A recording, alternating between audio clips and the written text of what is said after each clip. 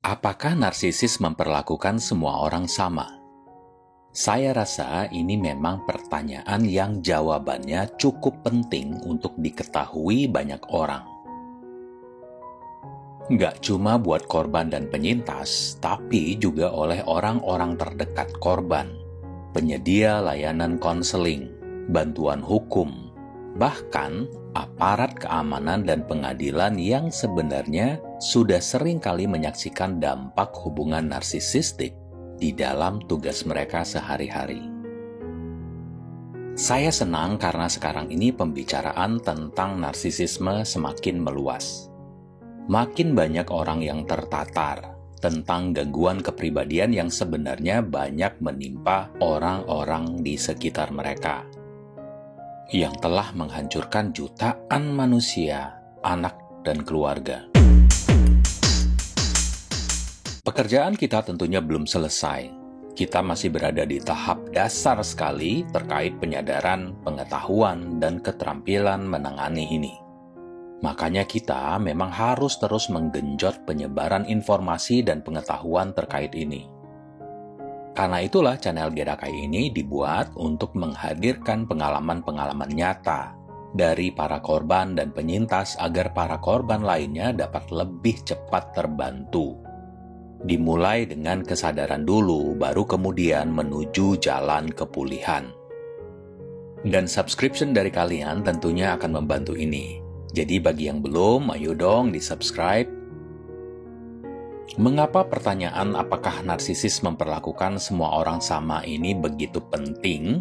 Karena sampai saat ini, hampir semua klien saya yang berkonsultasi secara langsung maupun yang berbagi pengalamannya di kolom komentar, baik di YouTube maupun TikTok, selalu mengatakan bahwa mereka kesulitan untuk menceritakan kerumitan persoalan yang mereka hadapi bersama pasangan, anggota keluarga, atau rekan kerja atau atasan mereka yang narsisistik.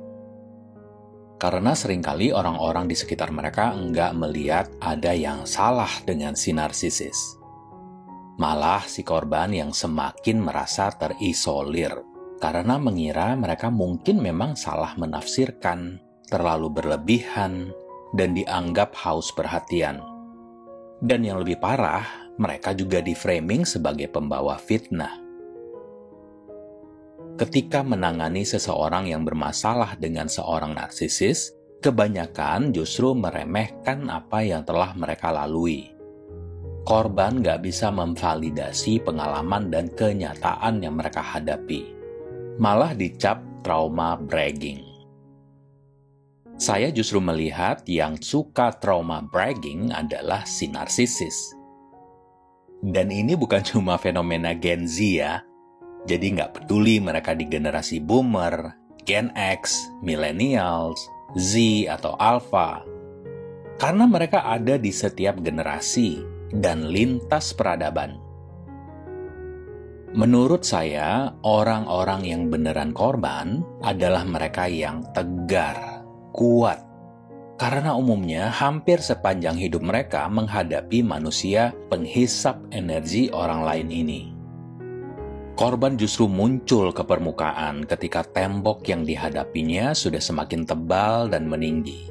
Dan dia perlu uluran tangga dari orang-orang terdekat dan lingkungan yang bisa membantunya.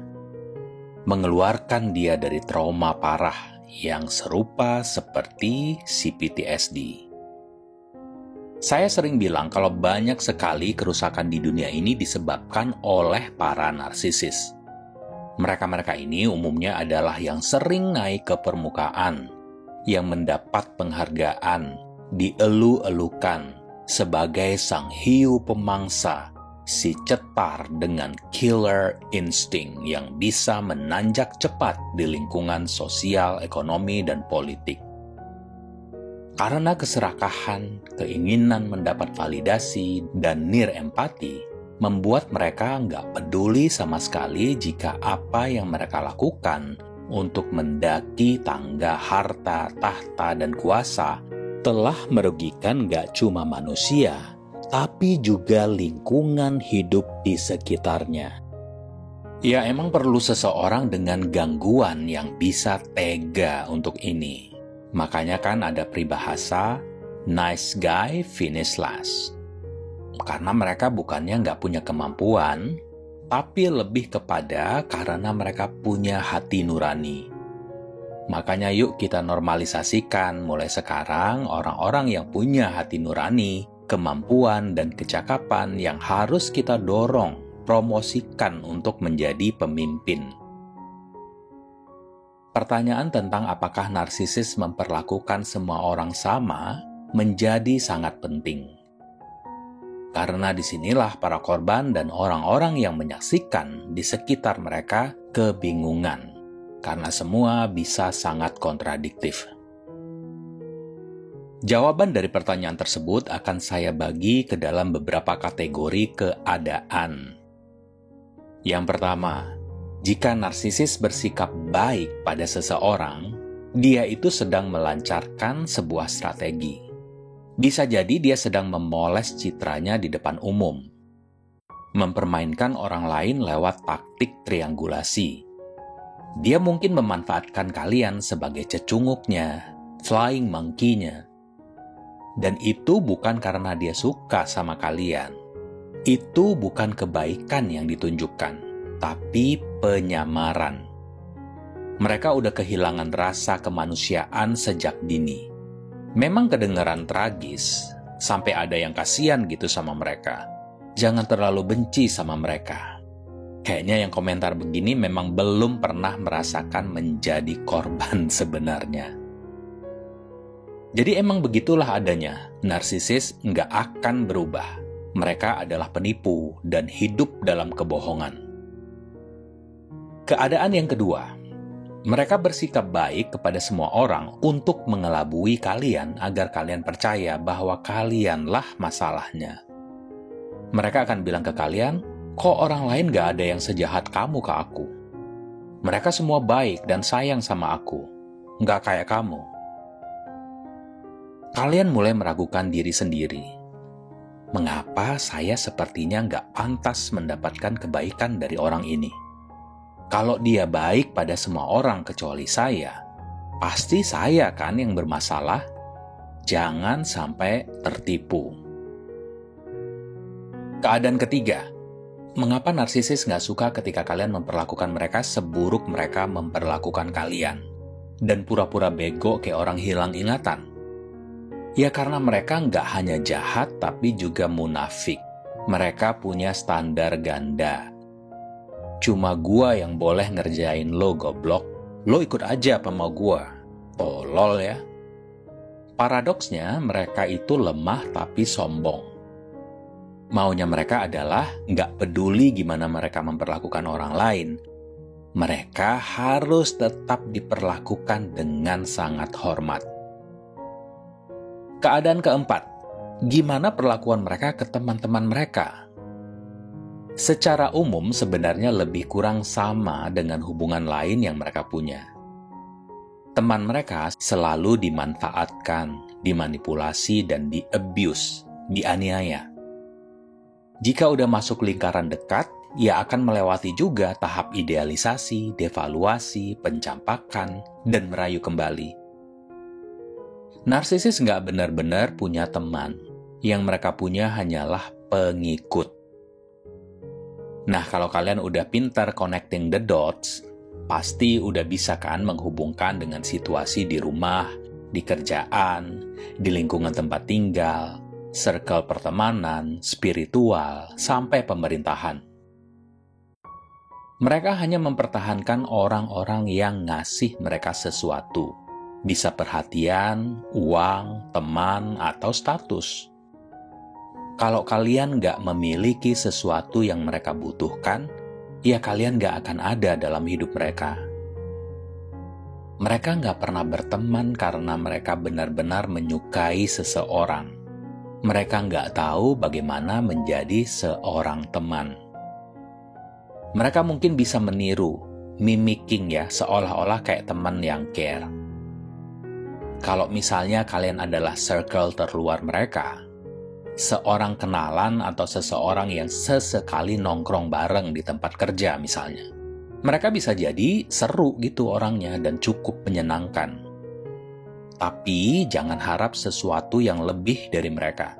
Misalnya ketika kalian kemalangan, jangan harap mereka akan ikut menenangkan. Apalagi ikut membantu ya.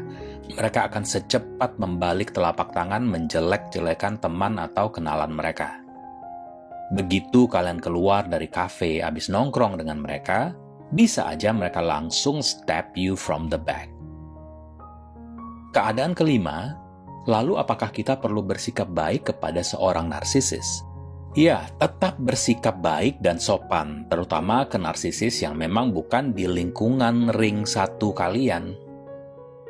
Kalau udah di ring satu, pasangan, orang tua, saudara, teman dekat, nah itu kan strateginya beda. Kalian bisa browse lagi playlist di channel ini. Buat narsisis yang ada di circle luar kalian, tipsnya adalah jangan membuka diri kalian. Jangan percaya dan jangan berharap mereka akan nunjukin sikap baik dan kesopanan yang selevel dengan kalian. Terutama sekali buat kalian yang memang penuh empati dan penyayang. Redam positive vibes kalian ketika berada di sekitar narsisis. Mungkin kalian gak enakan orangnya, ingin memperlakukan orang lain sebagaimana kalian ingin diperlakukan. Berbagi energi positif yang menurut kalian akan bermanfaat. No, no, no. Big no, no. Jangan pernah kalian buka gerbang empati ke narsisis. Karena dia akan dengan senang hati masuk, berdiam di sana dan mengobrak-abrik singgasana empati dan emosi kalian. Dan mereka akan keluar dan pergi seenaknya setelah kalian hancur. Intinya, kasihlah empati kalian ke mereka-mereka yang memang pantas dan berhak untuk itu. Buat kalian yang bukan korban langsung si narsisis, yang perlu kalian ketahui adalah NPD mengkondisikan korbannya untuk merasa nyaman dengan apa yang mereka akrabi, yaitu perilaku abusive mereka. Korban dilatih untuk menerima pelecehan dan belajar untuk mengabaikan keinginan dan kebutuhan mereka sendiri. Sehingga mereka berubah menjadi sosok pengasuh tanpa menerima balasan cinta dan kasih sayang dari si narsisis. Korban menerima perilaku yang gak sewajarnya mereka terima di sebuah hubungan. Korban mengabaikan tanda bahaya dan mengesampingkan naluri mereka, yang mengatakan bahwa ada sesuatu yang salah dengan orang ini. Sesuatu di dalam diri korban menolak untuk menyerah. Mengabaikan kesalahan si narsisis dan ketidakmampuan mereka untuk mencintai.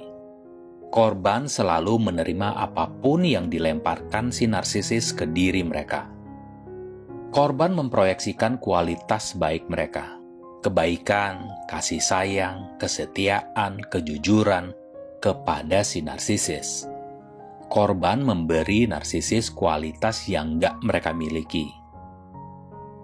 Korban akan ditarik ulur, diombang-ambing, kadang manis, kadang sadis, didiamkan dan diabaikan.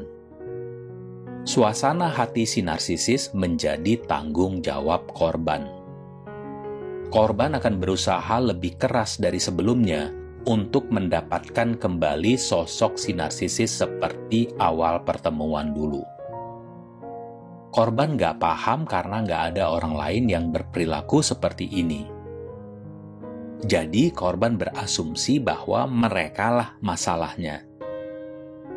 Dan sebelum korban tersadar, hubungan mereka, entah hubungan asmara, persahabatan, atau pekerjaan, sudah menjadi sumber kecemasan. Jika dulunya korban adalah orang yang percaya diri, ceria, dan bahagia, kini korban bahkan gak kenal lagi siapa diri mereka. Si narsisis adalah vampir emosi yang menghisap sampai kering kehidupan dan kemanusiaan korban. Jejak kehancuran ada kemanapun si narsisis pergi. Semua orang dan siapa aja bisa dimanfaatkan oleh mereka. Kalian pikir dengan menunjukkan kesetiaan, cinta, dan persahabatan, mereka secara otomatis akan membalasnya dan merasakan hal yang sama. Tapi mereka nggak merasakan apa-apa, nggak sedikit pun. Dan itu adalah pil yang sangat pahit untuk kita telan. Kalian hanya menjadi pasangan, teman, atau rekan bagi seorang narsisis jika kalian melayani mereka, memenuhi kebutuhannya. Jika kalian perlu diskusi lebih mendalam dengan saya, silakan email ke chat.gerakai@gmail.com. Saya juga menerima super thanks seikhlasnya dari kalian. Dan kalau kalian suka konten ini, seperti biasa, tolong di-subscribe, like, dan komen. Terima kasih atas perhatiannya, salam hangat, dan sampai jumpa.